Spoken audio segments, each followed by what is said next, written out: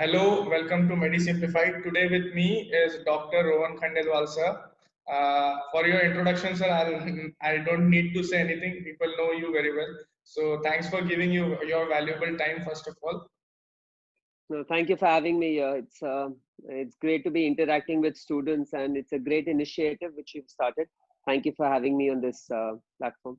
Okay, sir. So, sir, what I did, I posted this thing that I'm going to interview a faculty from surgery on Instagram. So, Mhm. some people have sent me their problems, and now we can discuss it over here.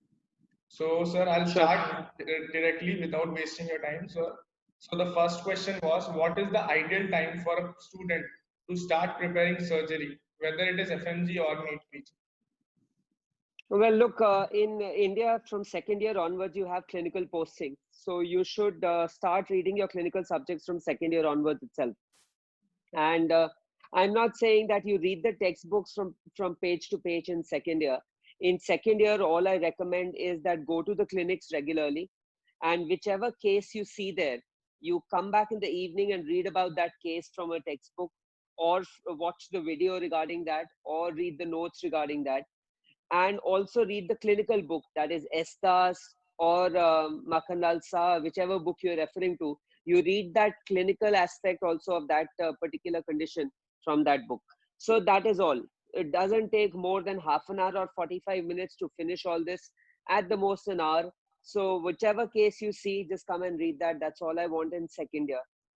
From third and fourth year, of course, you need to read surgery in depth, and you need to start reading the textbook as well. Now, if the next exam is implemented, your exam is going to be immediately after your final exam.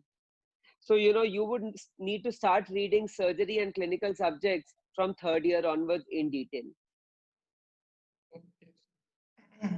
Sir, you mentioned about the clinical books, and also, sir, I will ask you that what book should student refer during this for surgery, even whether they are an intern, post intern, or a final year student. Look, I've always recommended Bailey. Some students find Bailey difficult because the information given in Bailey is in a very concise manner. So, if you've already built your concepts or watching some videos or attending some lectures, after that, reading Bailey would become much easier. And, you can cover up a lot of topics in a small amount of time. Personally, in final year, I don't recommend Schwartz or Sebastian. Bailey is good enough, and club it with any lecture or any surgery videos. That should be good enough. In addition to that, a clinical methods book. I personally like Estas, but Makhanlal Shah can also be used. Estas is a good book to develop your clinical concepts as well. Okay, sir. So another question was there that which clinical book the student should refer as the exam is going to be next kind of thing. So you have already answered that. So we can skip it. And the next question was how to remember the different stages of cancer. Many criterias are given, tables, management protocols. There is a very surgeries itself are vast, and there are many such things to remember. So how should we go for it? Look, the only way to remember classifications and scores is to revise them again and again. And I'll just enlist a few methods which I have practiced myself and I found them to be useful. One is, of course, have a notice board in your room, and you write down these classifications, stick them up on your notice board, and for 1 week continuously, have a look at them twice a day, right? So that is one way to recollect things. Second way, of course, is to put them into clinical use, and this is the best way. Supposing you've memorized the TNM classification of breast cancer, when you go to the clinics, you see 2 patients of breast cancer and try to do their staging. If you can stage 3 or 4 cases, you'll never forget the staging of that cancer, right? And also, I have given some simplified tips on how to remember these stagings on my YouTube channel. You can log on to my YouTube channel and you can see that how I've simplified the way to remember this TNM classification. Okay, so I will try to mention that link in the description itself, so whoever is watching this can go through it. Sure. And so the next Thank thing you. was before surgery, what should be the pre and paraclinical subject basically should be covered before starting surgery? because surgery is a clinical, but pre and paraclinical, I think they forms the base for the for this surgery. So which of them should be covered before it? So that's a good question. So look, what I did in final year was that, I'd been reading standard textbooks regularly all throughout my MBBS. But when I entered final year, I knew that I would need concepts of pharmacology, pathology, physiology in surgery as well. So before I started reading any chapter from the book, I used to take out 15 minutes and I used to write down the important points there. So, like surgical anatomy, very important for surgery. I used to write down, supposing I was doing the chapter on thyroid. So, I wrote down the surgical anatomy on my book or in my register, right? What are the strap muscles? What is the nerve supply? What is the blood supply of the thyroid gland? The nerves associated with it. It just takes 15 to 20 minutes to do. But this exercise is very useful because every time you open your notebook, you will be able to recollect the surgical anatomy, the surgical physiology, the pharmacology every time you're reading surgery, Yes. right? So just write down the important things of that chapter in the starting, and that is useful. So for thyroid anatomy, physiology, you can write down the synthesis of thyroid hormone, and pharmacology, you can write down the drugs which are used in hyperthyroidism. That's what you can write down, and that would be good enough. Okay, so so would you suggest any strategy, because surgery is a vast subject? So how can a person, first reading itself takes a lot of time. Then for how to revise it next time in a shorter duration, because we need to do all the 19 subjects in that short durations itself. So how can we So do? let me answer the question in for two different students. One are students who are preparing for their entrance exam, right? For them, I've already highlighted that surgery can be finished completely in 13 to 14 days, including 2 revisions, right? And it is there on my Facebook group where I've written how to use Marrow videos to finish your surgery. I've highlighted that 7 to 8 days are enough to finish the videos and the Q bank. At the most 9 days. So first reading 9 days, you can watch the videos, you can finish the Q bank. And then the second revision, 3 to 4 days you will take, and the final revision you will take 2 to 3 days. So you can finish 3 revisions in 15 days comfortably. But for those who are in pre-final or final year and they're reading surgery in detail, you need to give it adequate time. You can take up to 20, 25 days, 30 days to finish your first reading, but you should do it in great detail because you have maximum attention span when you're reading the book or the notes or watching the videos for the first time, right? So if you're in still in college, if you're in pre-final, final year, give it more time.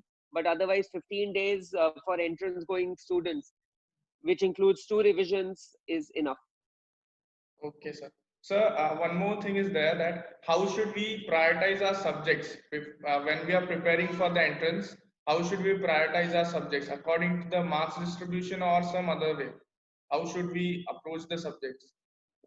Look, all subjects are important, and I always say this that the most common reason why a student doesn't get selected is because they leave 5 or more subjects. So don't make that mistake, right? When you grow up, when you become big doctors, you'll start investing money. And the first principle in investing money is that you should have a diversified portfolio, right? Don't put all your money in gold or don't put all your money in property. Put money in all the buckets. Similarly, you need to read all the subjects because all the subjects are important. Now, yes, some subjects will carry more marks, so you can devote more number of days to it. But that doesn't mean you can leave that subject.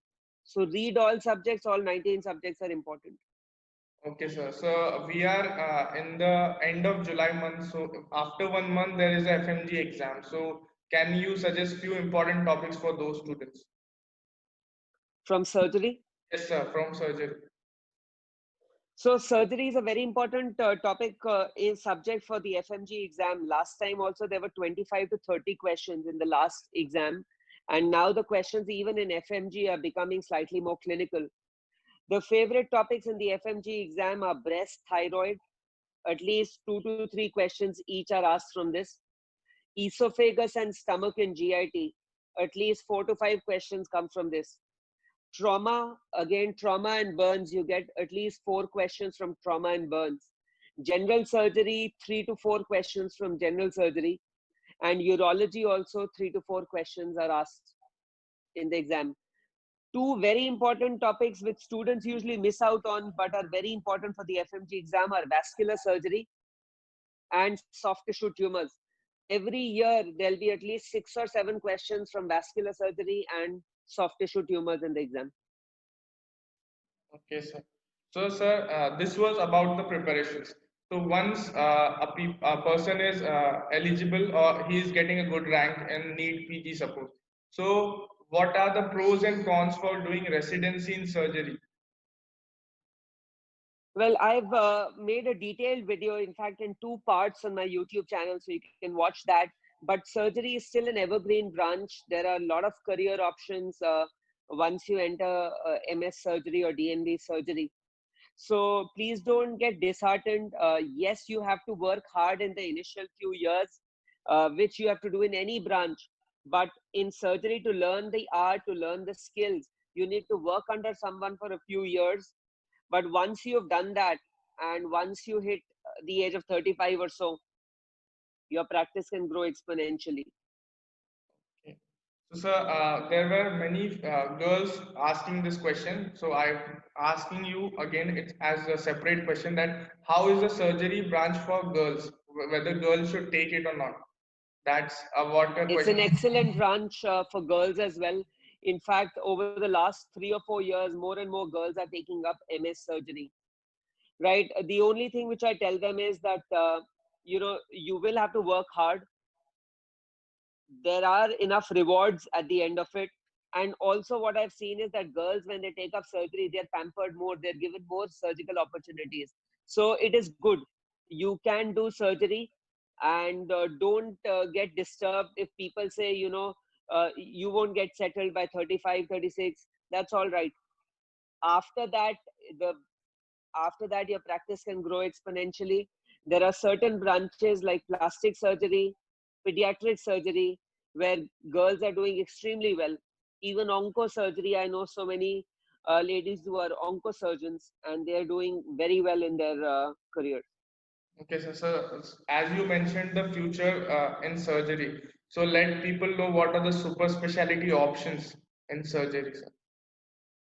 The After super completion. specialty options, you have GI surgery, you have onco surgery, you have urology, which is so urology and onco surgery are the 2 top, and GI surgery. These are the 3 top most sought after branches. Then you have CTVS, you have pediatric surgery, which is there.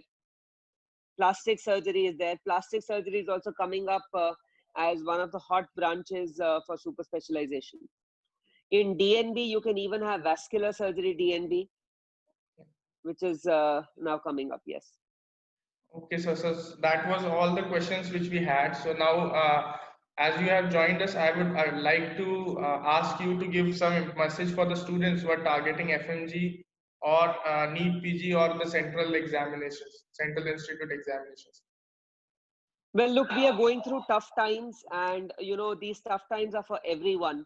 So take care of yourself, but keep studying. If you think that others are also depressed or others are not studying because of COVID, that's not true. Students are in fact getting more time to study, so they are getting smarter, and the competition is going to be much harder this year and next year. So please don't waste your time. At the same time, don't get deterred by failures, right? If you've failed once in the FMG exam, or if you've had a bad score in in one GT, that doesn't mean you give up. You need to keep on working hard. You need to write down your goals and keep on inching slowly every day towards your goal. If you are consistent, you will definitely get good results in the end. All the best. Okay, sir. So thank you very much for joining with us, and Thank you. thanks a lot. That's it, sir. Thank you.